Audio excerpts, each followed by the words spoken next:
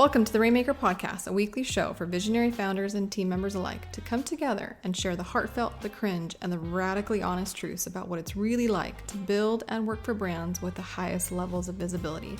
I'm your host, Veronica Romney, and after working for some of the biggest names in the online space myself, I've learned that it takes both leadership and collaboration to truly scale a company to its greatest potential.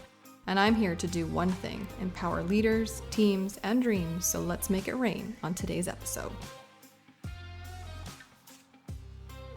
Jill, welcome to the Rainmaker Podcast. I'm so excited we're getting to do this.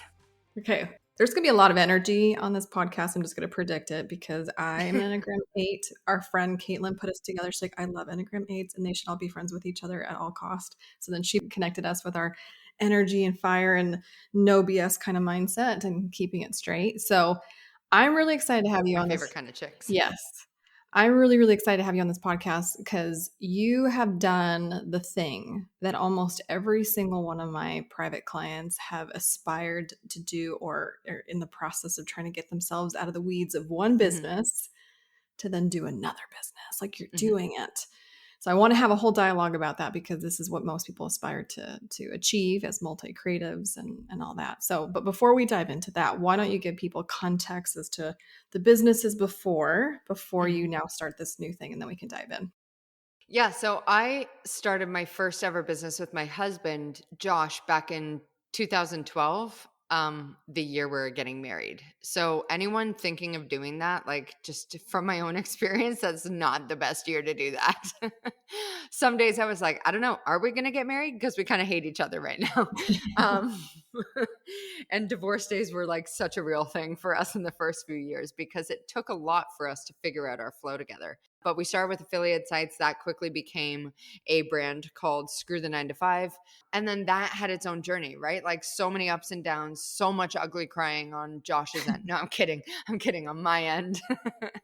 A whole lot of day drinking and just trying things, seeing what works, like cutting what doesn't, amping up what does. We've had, free groups that had over 40,000 members. Like we had a badass community. We had a membership site, shut that down. We had coaching programs. Now we have this like cool agency / like done for you services / one-on-one coaching kind of program that's come off the back of a reimagination of our brand. And it's just been this 10-year process of just finding continuous alignment in what we're doing in any given moment, figuring out how we best serve people, how to get in front of them, and then how to make how to make more money than we know what to do with. Pretty much has been our journey. And then, then throw in the fact that I wanted to start my own thing. So it's been a busy 10 years. Well, we're going to talk about that because, and you and I, even before we pushed record, we're like, okay, how many directions we could take it in so many different directions, because I too also worked with my spouse and it was full transparency. It was the closest that we ever got to divorce as well. So yeah, it gets real. Oh yeah. And it's funny because like I grew up with parents that worked together and they barely just sold their business after 32 years of working together. So I think a lot of people aspire to like working with their spouse, and it's a really lovely idea, but man, it's hard. Yeah, big time. But I want to talk about you. I want to talk about just the Jill show in the sense of you are clearly very, very, very entrepreneurial in spirit. I know that like the corporate world was never your jam to begin with. So like you're the maverick, you're going out, you're creating things from scratch. You find a partner who you can do it with. But here we are, fast forward, it's 2022 going to 2023, and you're doing your thing. And why don't you give context to like, what is it that you're spearheading? What is it that you are pursuing right now? Yeah. So it actually started with an idea back in 2019. Josh and I were in Bali and I was on the back of a scooter. We were going into the co-working space and I was reading this book called A Happy Pocket Full of Money, which if you've never read it, it's a life shifter. And this is like my first read and it's all around like dreaming bigger dreams. And I was like, ding, I'm going to run retreats for women at $1 million plus. And I remember saying that to Josh and he was like, oh, okay. Like that sounds rad. What are you going to call it? I was like, Millionaire Girls Club. He's like, I love it. When are you going to run your first retreat? I was like, probably never, because it scares the crap out of me. Like I just wasn't ready for the vision yet. I wasn't ready for the idea. I was way too intimidated by it. I had a lot of just like really tough, like a good 10 plus years of really tough, strained humiliating, frightening experiences with females. And so then, after what I thought was doing a lot of healing around that, then to have this idea to then hold space and curate a group of powerful women, like, dude, I was out. As soon as I had it, I was like, nope. But I just couldn't shake it. And so it wasn't really until the end of 2020 that I was like, screw it. I can't get it off my heart. Like, I can't shake it. I want to do it. I don't know how I'm going to do it. Mm-hmm. But I told Josh, I remember saying to Josh, like, I just want to do this. And I think we had been working together for so long at that point. He was like, yeah, sweet. Just leave the business and I'll handle it. Right. Because for so many years in our business together, we kind of like butted heads when it came to making decisions. And Josh always wanted to be the main decision maker. But I think I would get triggered by that for some reason. Like, I wanted to be the decision maker, but just the way we approach things was so different. Like, he was so rooted in structure and systems and logic and, strategy. And he's so good at that stuff for like this volume play of a business that is screw the 9-to-5 / wealthy course creator. But what I'm building with Millionaire Girls Club is so different. It's built on relationships. It's built on experiences. It's built on referrals and conversations. Mm-hmm. And so I realized that if I wanted to dive into this business, into MGC, I'm going to have to do things like my way. And that really scared me because Josh was my crutch for like all the years that we were building businesses together. Everything got deferred to him.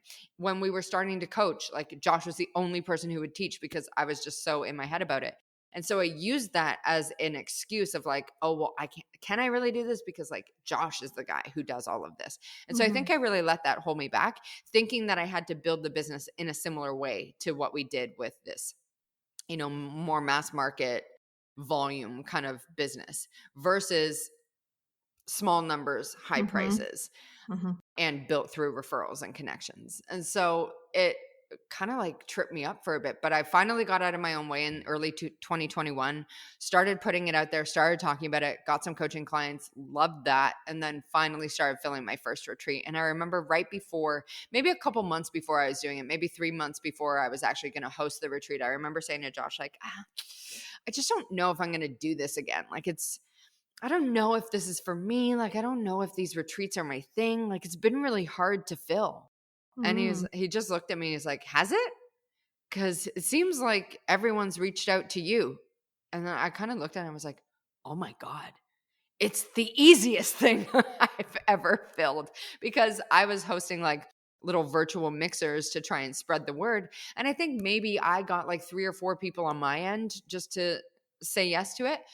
But the rest of the like 10 or so came in just from hearing about it from someone who had heard about it, or someone who was like, oh my God, you should meet my girlfriend Jill. She's doing this thing. And so I realized that it was actually really aligned with me, and it was different to anything else that existed in this space for women at this level. And because of that, it started to spread.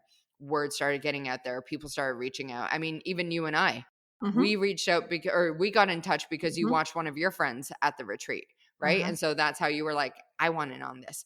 And so once I actually showed up to the retreat to run it, it just blew me away. I was like, the most enjoyable, intentional, fun, effortless, easy, aligned, healing, epic experience I'd ever had. It really shook me to my core because it like jostled all my old latent beliefs around what it looks like to be in a circle like this of these kind of women and these kind of experiences and what they're looking for. And just I try to explain it. Like I'm still trying to find good words, because it's like, how do you explain a firework, right? It's just so unique. It's just like big and powerful and bright and exciting and different and beautiful. And, like you just get swept up in the magic of it. And once I had that, like I couldn't unsee it. Yeah. And so after my first retreat, after like the day I was going home, I just bawled my eyes out because I realized like, oh my God, this is what I'm supposed to do. Like, this is crazy.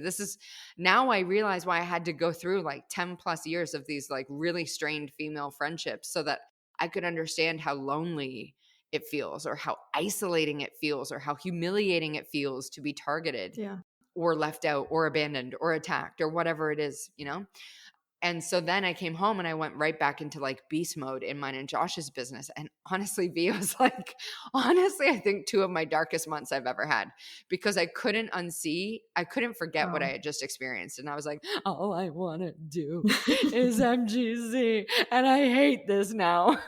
It was so difficult for Well, me. it's hard when you've been at the top of the mountain to come back down into the valley, or that feeling. And I have never, Jill, I have never had as much FOMO in my life than watching Kathy, Ryan, Caitlin all in this gorgeous Costa Rica resort, taking private helicopters and these beautiful catamarans with a private chef and some crazy. I mean, like, what the hell? Like, I want to go. I want to go so bad. Why am I not there? My friends are there. How did I not? Like all the feelings. And so I think when Caitlin got back, I'm like, I'm going. How do I get in? Like, and then obviously the connection was made between the two of us. But you're speaking my jam. Yeah. I find it interesting. And I know that we talked about this even when we first got together on a little Zoom date, but I find it fascinating. And I don't know if it's because of our natures as stronger female types for sure, but like I've had some really toxic female relationships in the past as well. Like I remember even high school, the first weekend of senior year, these girls came to my house in the middle of the night and wrote bitch and chocolate syrup on my driveway. And I remember my little sister crying about it in the morning because they had egged my car and they threw dog food at the door and some crazy stuff. It's crazy to me. I mean, there's more stuff since then. At least it was just chocolate syrup. Can I just say that? I had slut spray painted on the school wall, like the wall at school. Jill is a slut. Not cool. So I think it's At least yours fascinating. was tasty. I think it's fascinating that you and I, well, number one, we share that I certainly, even very recently, have gone through some very toxic female relationships that have deeply, deeply hurt me. Yeah. And so I find it really interesting that you're calling, or this new, like Moana, the voice within is calling you, like, and I know you're a mama like I am. So like that voice is calling you and you're going and you have the heart of Tafiki, but like it's calling you in a way that is female relationship marketing based. Like that's what you're doing. You're literally doing, forget all the other kinds of marketing techniques to fill a volume-based company or offer, but you're literally doing the relationship where this person introduces you to this person and it's all female-oriented, despite the toxic stuff you've had in the past. How? Oh, and by the way, when you said, what's the word? I don't know the word. I wrote down on my piece of paper. I think it's in therapy, right? But it's like the corrective emotional experience. That like when you go through these things, they literally can self-correct the things in your past that have hurt you so deeply. It's like a bridge over that hole in your heart or in your brain. So it's that resonates with me in a big, big, big, big way, because I was trying to explain to Josh how I felt the day that everyone was leaving, because we were go, go, go, right? Like I didn't have a moment to process, because by the time our days were done, I was like, like so tired. And we just all went so hard because it was the first one and everyone gelled and it was just like this beautiful, magical experience. So when I finally gave myself a minute to process, I just bawled my eyes out because I realized in that moment I had that experience. I was like, oh my God, it's healed for me. I can release that story now. And now I realize how it served me. Even though it was like my deepest pain, it's now become my greatest healing.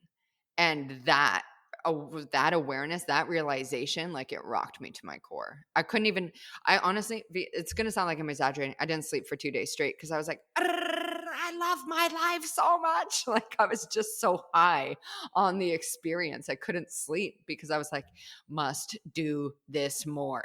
So. Oh no, I get it. It's like you're like Will Ferrell in that movie Old School. You're like, we're going streaking. Who's going streaking? We're going streaking. Snoop Like, loop. you're just like on a high, and it's Bring your green hat. it's hard to articulate. It's hard to pinpoint like what that, because if you're not even aware fully the depth of the hurt to then really fully comprehend the healing, it's like whoa, like what is happening? But okay, so now for you. And I feel this way too, even if I look forward, all the hell that I went through with some of my own female toxic relationships, I would have done it. I would literally do it all over again if it gave me the female relationships that I have today and the ones that I know that are to come. I've also never agreed to that, but the second you said that, I was like, oh, I would totally do it again to 100%. Have what I have now. Yep. Yeah, no question. But right? the like inner child in me is like, shut the fuck up, Jill. bring that back into our life. Yeah, your little exile parts are like, nope, no. Yeah. But that's amazing that you are. And again, let's talk about female relationships a little bit more. But like, yeah, it can be a source of. I mean, I hang out with my friends, and I can walk away feeling like I'm freaking Beyonce. Like Yeah. they say things to me, they empower me in a way. Not that it's not that my husband is not my greatest cheerleader, but it's It's different. so different. It's so It's a different. different energy. It's a Yeah. different frequency in my body that when my girlfriends or women that I know are like, Veronica, like, you understand that what you're done? You know, Jill, do you understand what you've accomplished? It's like, I feel seen. It's different, right? And the fact that I love the word curation. It's a perfect word for what you're doing. You are very, very selectively handpicking, curating a group of women who are not going to steal from each other or come with some scarcity mindset bullshit, but you're Mm. going to come and everyone's abundant, everyone's giving, everyone believes in sharing and just being real. Yes? Mm. Yeah. And I think it's also the standards. Like I say straight out of the gate, like the second you arrive, like this is the vault, Mm. right? Because we need, like, one of the core, I'm still trying to find the right word for it, but one of the core values is like safety. Feeling like you are safe to express what you want to express. So, for example, like when I was saying to the chicks who were at MGC Costa Rica, we're all kind of like rounding it out with how we could support each other. And I had said, because I went in saying, I don't know if I'm going to do it again. And so on day 2, everyone's like, are you doing it again? It's like, I'm in, chicks. So on the final day, we were all sharing how we could support each other. And I said, okay, so I want to grow MGC. Absolutely. I'm all in. I'm only open to it though, growing through conversations and connections. That's it. And so and someone suggested, I'm obviously not going to say names, but a big woman in our space who has been known to like call other women out, like Mm. publicly, and kind of go on the attack. And she was like, she would be so good. And I was like, hell Mm. no. Like, no, she would not be so good. That is not the vibe that we have here. Not the This is vibe. like, all of us would be on edge.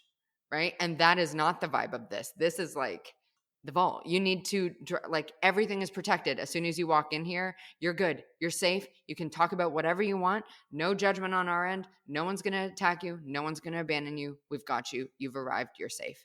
And so that in itself, like, I think, well, I don't know, V, like, you tell me, like, for me, as I've grown in my journey, like, my circle becomes smaller the more Yes. successful I get. Like, not everyone understands the Yeah. sacrifices or the boundaries Yeah. or the standards or the personal growth or the constant evolution, right? Or the blissful dissatisfaction, as Ed Mylett calls it. And so I realized that in order for this to grow, like, it needs to be a place where you can land, and Mhm. the women around you have got Mhm. you. They're there to support Mhm. you. They're there to lift you up, and they're the kind of women who match your future. Yeah, I'm at a place. I don't know if it's because of my age. I don't know if it's the age of my children. I don't really know what's happening, but what I feel or how I can articulate what I'm going through is like I no longer desire to swim in the shallow. Oh, yes. So I rather have fewer but deeper Yes. relationships. And one of the things I heard from the good old, right, Brene Brown, who is everything, she's just like, there's like she was talking about one of the books that she wrote, but she was talking about, she's like, I'm at a place where I'm not going to negotiate who I am anymore. I already did Mm. that. I already went through that season of life to negotiate who I am to make you feel more comfortable around me. And she's like, I'm not doing that anymore. And so I'm with you. Like what I desire is intimacy and proximity. I want to be Yes. closer and deeper than what I used to have, or the kind of businesses that I even used to run, but certainly on the scaling side too. Like I rather have less than more. Me too. But I have a question for you because you fascinate me in all the ways. Oh. In the sense that like you reached a level of success even before MGC. And Mm-hmm. so, and I wasn't with you during that time, but I would imagine that you suffer or suffered past tense from the abundance of opportunity that Mm. I think a lot of successful entrepreneurs come across. Like whether it was MGC or anything else that you could do, Jill, you'd probably be Mm-hmm. successful at it, let's be honest. Cause like now you've built some brand equity behind you and what you've Mm-hmm. done, what you and Josh have done together. Like you're kind of a winning ticket, right? Mm.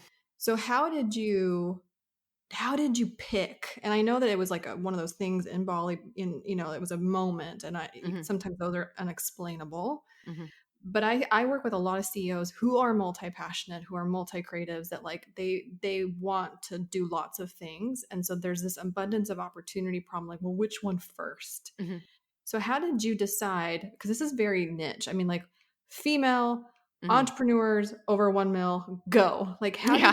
how did you specify that avatar, that persona? I think because we had Screw the 9 to 5 and I was so used to the beginner market. I Mm, was so in the biz op space and I was just exhausted by that. Like I wanted nothing to do with it. interesting. And so when I don't know, do you know human design at all? No. Okay. Oh, okay. Ooh, I look Oh, forward to oh, this. Okay. Please message me afterwards to tell me what your human design is. But mine is a manifester. And I am what they call a splenic manifester. And so when you get a like gut nudge or like a hit of intuition, that's absolutely your move. And okay. I could not, I just knew it. I was just intuitively, this is the move for me. This is my next thing. Now, Mm, again, I tried to sit on it. Like I tried to avoid it. I was too intimidated by it. I tried to not do it, but I could not shake it.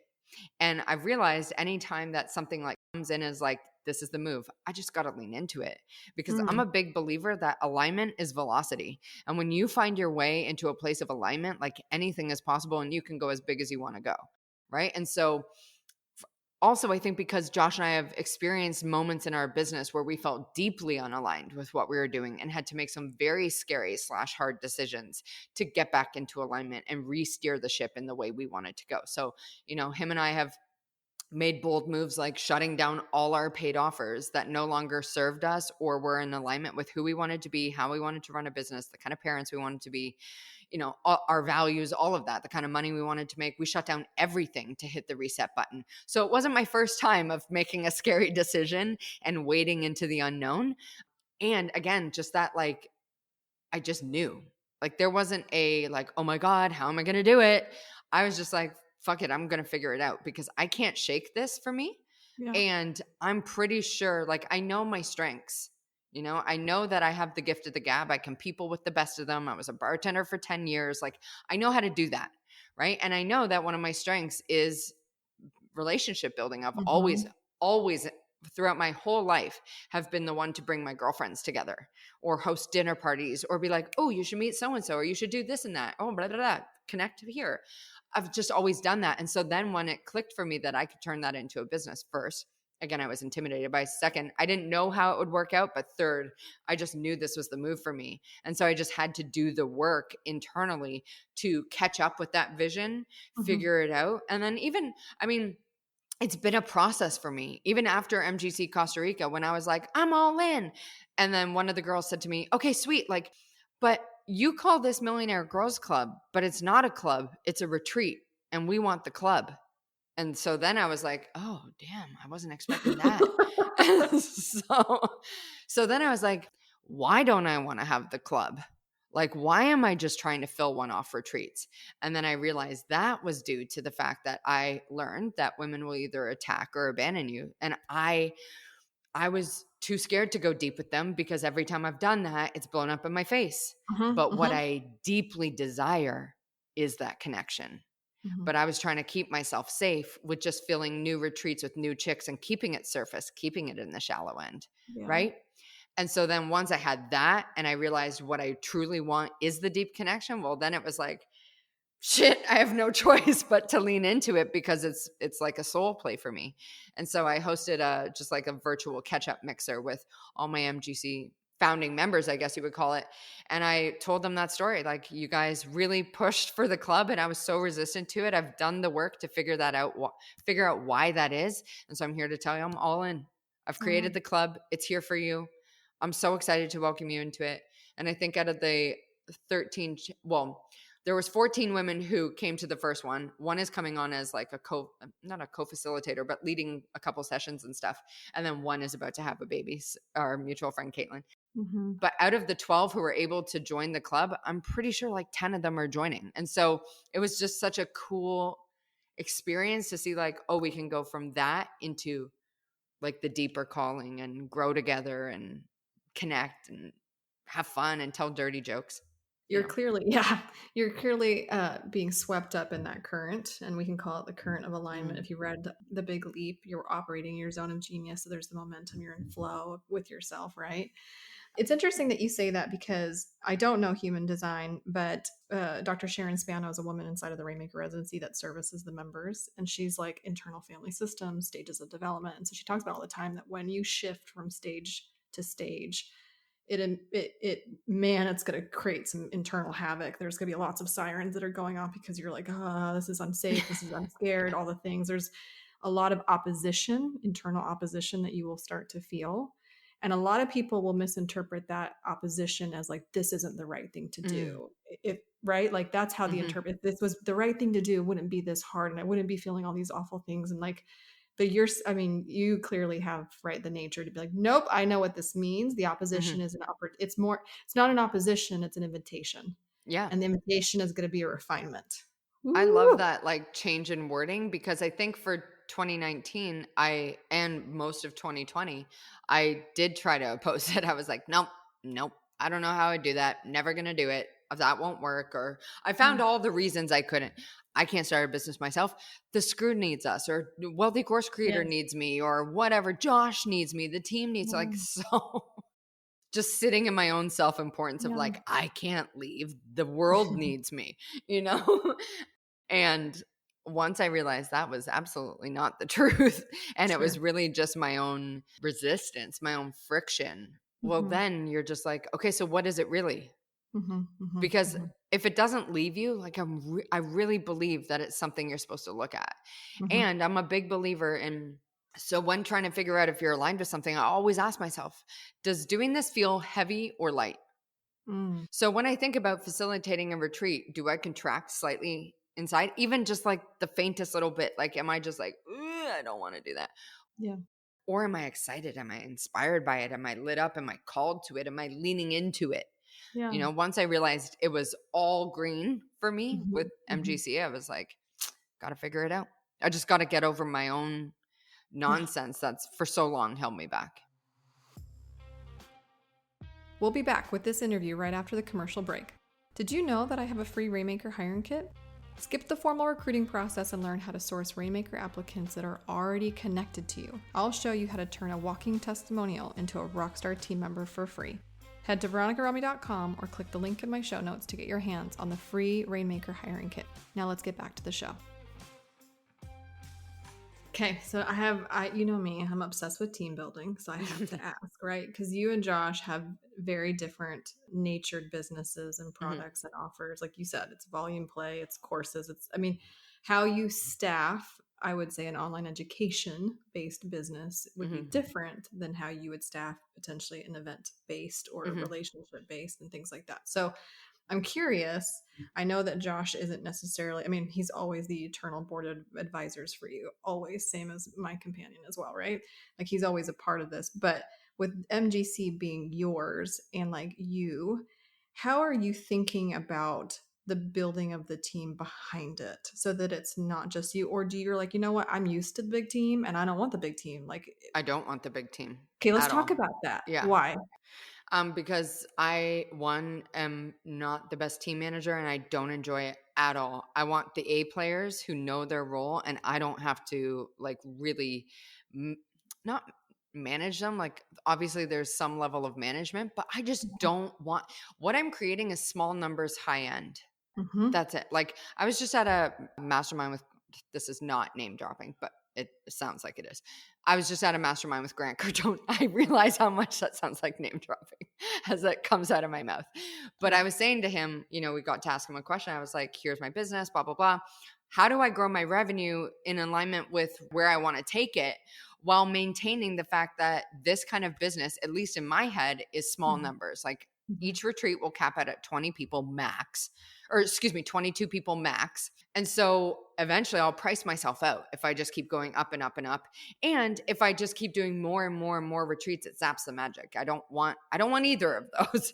And so what is the like fit there? And how do I maintain strong profit? And, his advice was, you need a big front end event. And I was like, no, Absolutely not. But I Mhm. will take some version of that, the version of that is aligned with me, i.e. my mixers. Mhm. Right. So similar to what we were just talking about before, I'm hosting some just MGC mixers where I get to call rad women into my world, get them to meet the other MGC chicks, and then, tell them Yep. about my retreats. And if they feel called, they'll join.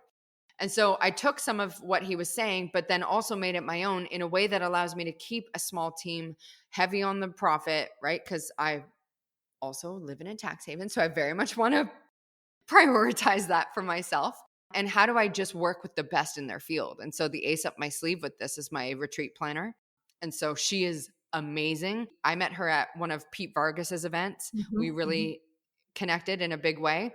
And then I was speaking at another event that she was running a couple of weeks later. And I was like, oh, we keep running into each other. And then her and I and me, Josh and her ran our first event together in like 2018 or 2019.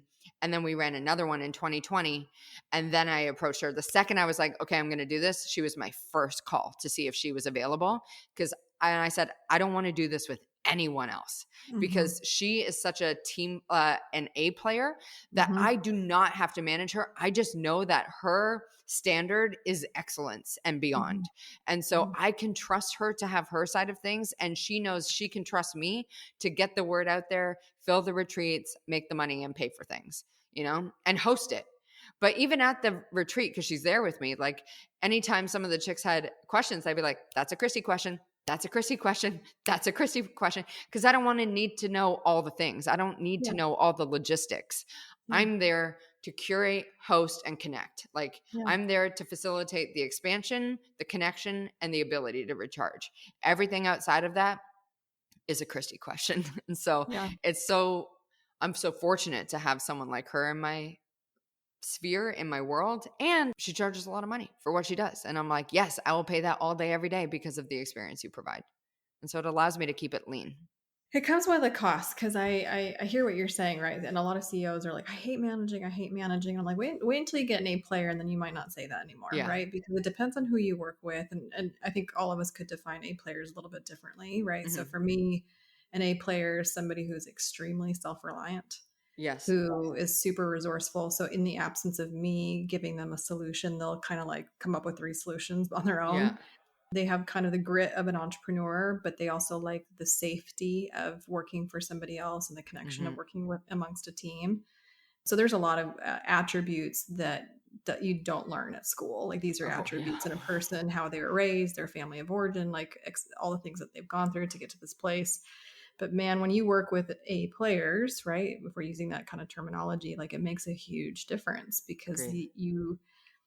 they don't have to necessarily love the business the way that you love the business, but they won't accept anything less than their best because that's their own personal value, I love that. right? And I just looking at her, like her standards for excellence are Yep. high, Yep. like probably even higher than mine because she just sees things that I don't Yep. in a retreats perspective. But even at Grant's mastermind, that, like what you're saying there with the vibe of these A players, his whole team was like that. I've never seen anything like it. We got to sit Mm-hmm. in on their morning meeting. Mm-hmm. The like level of enthusiasm they all show up with and like sharing their wins and like what they did to grow the business, like it was wild. And he incentivizes all team members. They have their salary. And if they find a way to make a sale, like they intercept a support question or someone comes into the office or whatever, and they can sell them Yeah. an event ticket, they can make commissions.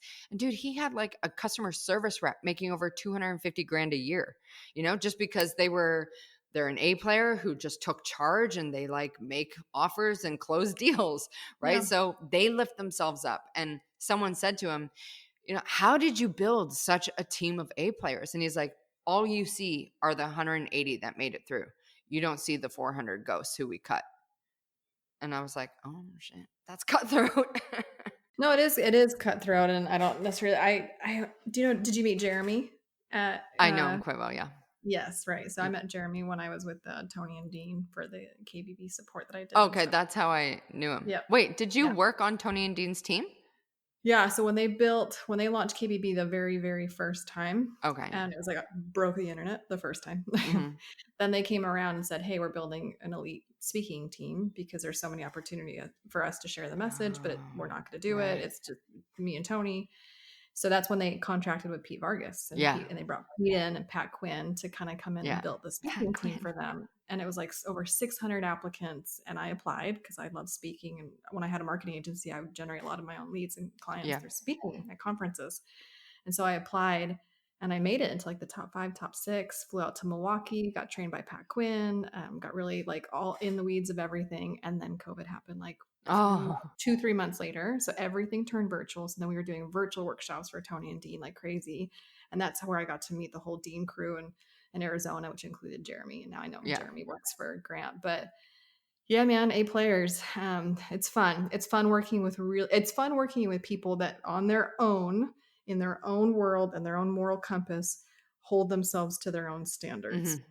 And so one of my favorite places to get a recommendation for another person is A player. I always say this: A players recommend A players, Truth. because I won't put my hat on anybody that doesn't, that would make me look bad, Yeah, right? for As the sure. person that I am too. So, okay, so we're building this company. We've been very intentional about not having a huge team to Mhm. manage because this is all about intimacy with your members, customers, like your people, but Mhm. also intimacy within the organization, within the team that will service these people. So it's just intimacy all around. Like Yeah. that's just the vibe. We go deep.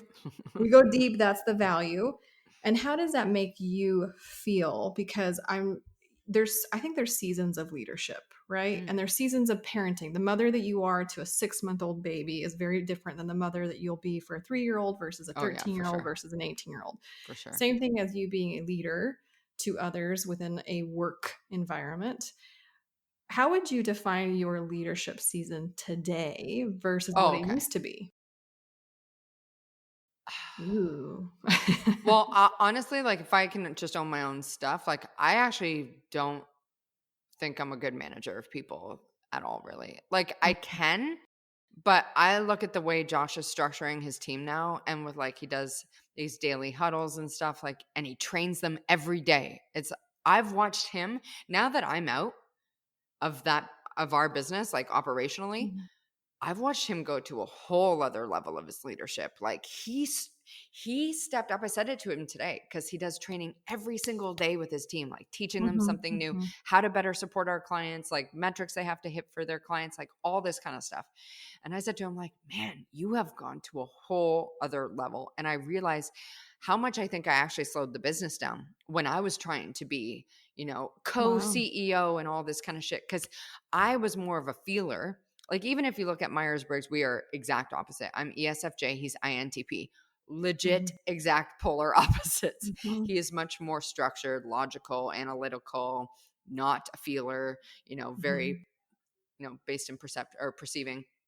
He's a doer, all of that. I realized, like, I think I let a lingering kind of like fear of judgment Mm, infiltrate my leadership style, and it caused me to make bad decisions mm. or just not hold the team accountable the way I could have and should have.